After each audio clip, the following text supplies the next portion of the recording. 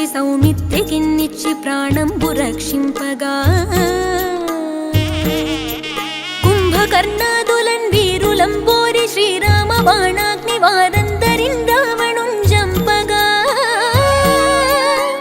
అంతలోకంబులానందమయ్యుండ అవ్వేళనందన్ విభీషణున్ వేడుకన్ తోడుకన్ వచ్చి పట్టాభిషేకంబు చేయించి